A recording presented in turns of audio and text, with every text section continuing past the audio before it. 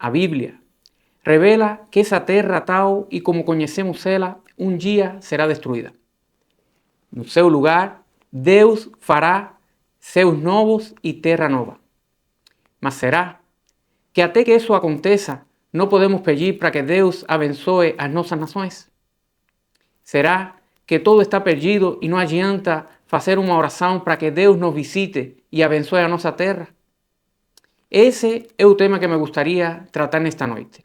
Deus abençoe a sua vida, irmão, e vamos ir lá na palavra de Deus que está em Jeremias 29:11 e outro verso de Filipenses 4:5. Porque sou eu que conheço os planos que tenho para vocês, diz o Senhor. Planos de fazê-los prosperar e não de lhes causar dano, planos de dar-lhes esperança e um futuro. Seja a amabilidade de vocês conhecida por todos. Perto está o Senhor. No ano 587 a.C., Jerusalém foi tomada. A cidade foi invadida pelo Império Babilônico, império que governava impondo o terror. A cidade de Jerusalém foi destruída. As pessoas que ali moravam, umas foram mortas, outras foram levadas cativas para a Babilônia. E nesse contexto é que o profeta Jeremias se levanta e fala para aqueles que estavam sendo levados cativos que era para procurar o bem daqueles que o estavam tornando escravos. Eu quero que você foque agora no nosso tempo, na nossa realidade. O apóstolo Paulo está falando para a igreja de Filipo, no capítulo 4, no verso 5, que era para que a sua gentileza, a gentileza da igreja, fosse conhecida por todos os homens. Por quê? Porque o dia do Senhor está perto. Com certeza, em algum momento, você já compartilhou a sua fé com alguém. E talvez você, falando para alguém de Jesus, essa pessoa falou que ela não queria saber de Jesus. Ela recusou a mensagem de esperança que você estava transmitindo para ela. Quando você perguntou para essa pessoa por que ela estava tão amargurada, tão ressentida com Jesus, talvez essa pessoa falou para você que lá atrás, no passado, um dia ela foi ferida. Um dia ela foi enganada por alguém que dizia que era cristão. E é para que você veja, irmão, a primeira coisa que a gente tem que fazer, se a gente quer mudar a realidade da nossa nação, se a gente quer que o céu visite a nossa terra, é mudar a nossa postura como cristão. Um cristão deve ser uma pessoa que tenha um testemunho de Jesus. Uma pessoa que se cuide de fazer as coisas do jeito que Jesus gosta. Um cristão deve ser alguém que no seu trabalho deve ser pontual, deve ser responsável. Na sua vizinhança deve procurar o bem e um bom relacionamento com as outras pessoas. Na igreja deve ser uma pessoa que deve de amar os seus irmãos. Um cristão, quando o cristão decide fazer a vontade de Deus, deve ser alguém que deve respeitar a sua família. Deve tentar procurar harmonia dentro da sua casa, amar os seus filhos, respeitar a sua esposa. A esposa deve de honrar o seu esposo e ter o esposo como alguém que tenha autoridade máxima em casa. Embora que sabemos que no matrimônio cristão, quem tem autoridade máxima e em volta de quem giram todas as coisas, é da pessoa de Jesus. Também um cristão de verdade, uma pessoa que quer mudar a sua nação, deve ser alguém que deve manter a santidade. Quando a gente conhece a Jesus, fala a Bíblia que o sangue de Jesus limpa todos os nossos pecados. Mas não quer dizer que a gente não vai continuar pecando.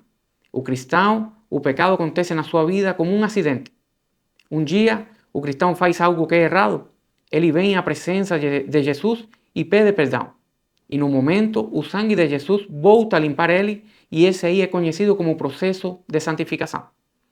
É um processo, a gente sabe que não é perfeito, mas todo dia a gente vem na presença de Deus, se humilha na presença de Deus e alcança a misericórdia e o perdão de Jesus. E agora eu pergunto para vocês, será que é a vontade de Deus visitar a nossa terra? Vamos ver se tem alguma palavra na Bíblia que declare que Deus concorda com trazer o seu reino à nossa terra. Vamos ir à palavra de Deus, a oração que está em Mateus 6, verso 9 e 10.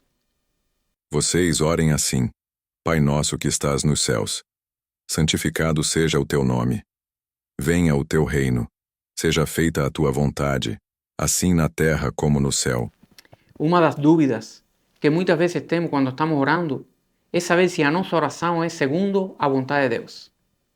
Existem assuntos os quais sabemos, segundo a Bíblia, que nunca serão a vontade de Deus que a gente ore por eles. Por exemplo, orar pelos mortos. Orar para que seja desfeito um matrimônio ou para que uma pessoa seja amaldiçoada nunca será uma oração segundo o propósito de Deus.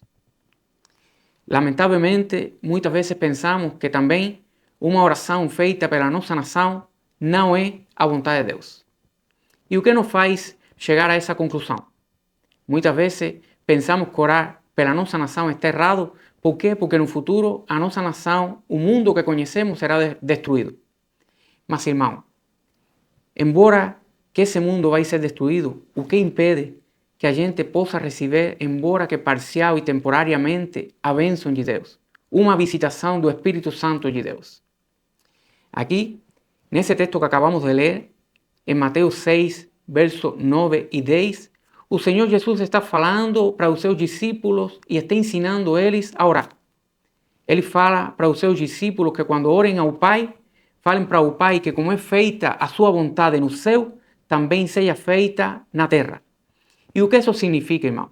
Isso significa que Jesus nos está dando permissão para que oremos, para que assim como no céu tem saúde, oremos por cura na terra. Assim como no céu tem harmonia e união, que oremos para que na terra tenha reconciliação e paz. Por quê? Porque essa é a vontade de Deus.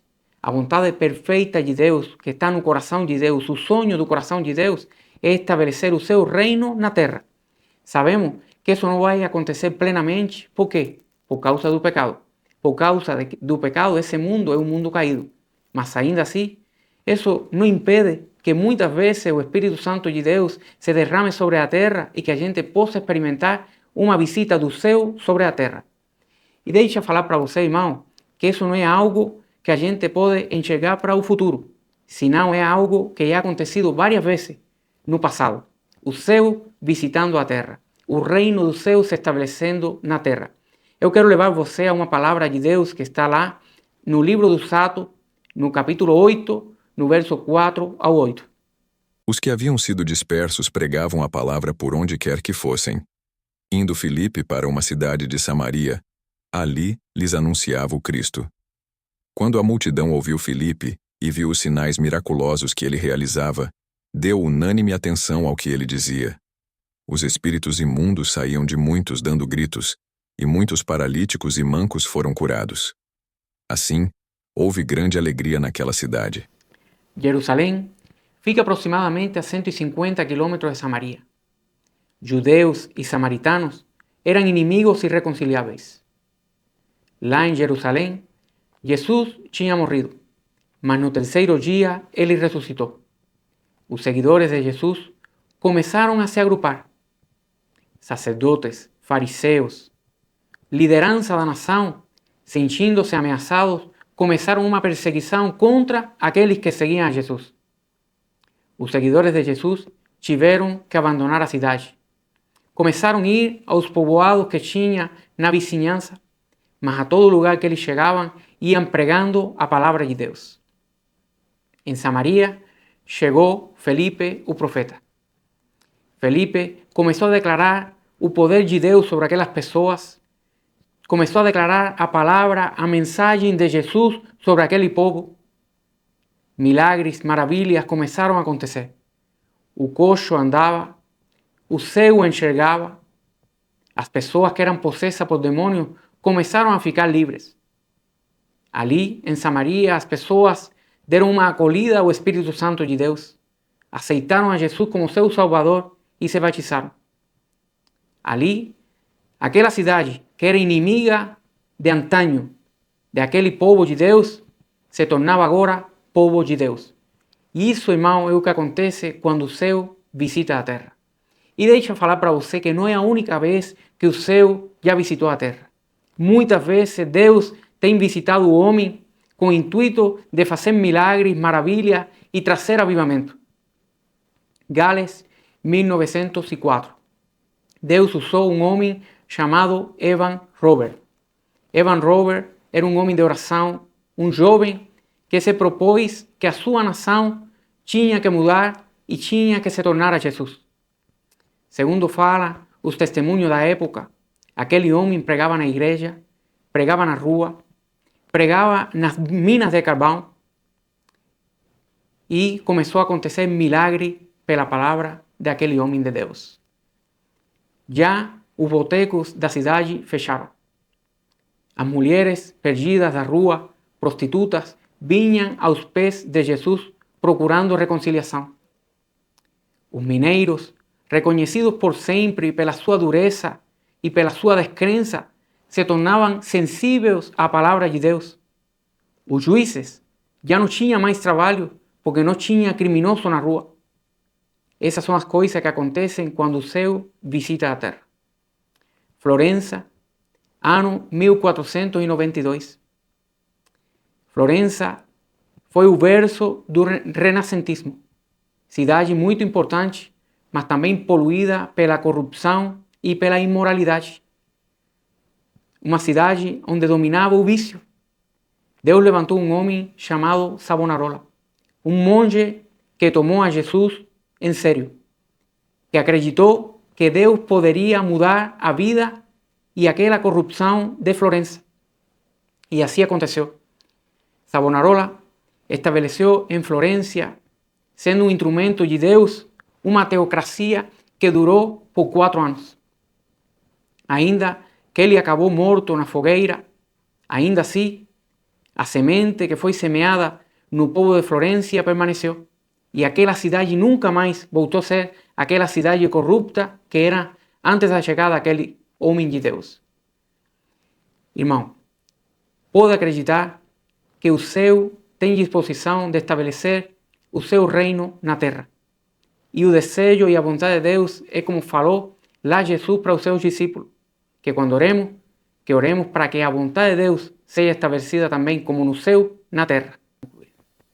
Então, irmãos, para concluir nesta noite essa mensagem, me gostaria relembrar aquela pergunta que fizemos no começo.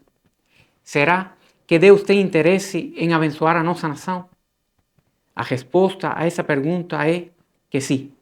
Deus, ele tem interesse em abençoar a nossa nação.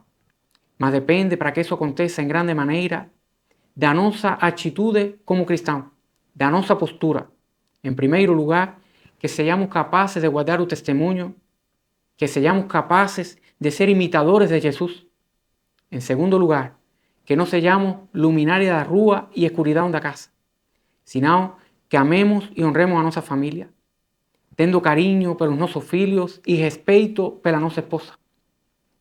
No terceiro lugar, a nossa atitude respeito a Deus, que sejamos capazes de manter a santidade, de manter a integridade. E se em algum momento pecamos, que saibamos que temos confiança para vir à presença de Jesus e Ele, que é misericordioso, nos restaura. E lembremos, como conclusão dessa mensagem, e um ponto dos mais importantes, que a vontade do céu, a vontade de Deus, é trazer toda a bênção que tem lá no céu sobre a terra. Deus abençoe a sua vida, meu irmão.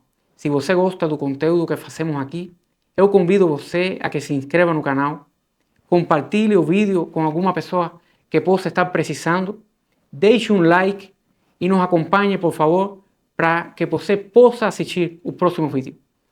Uma bênção bem grande para você e a sua família e um forte abraço.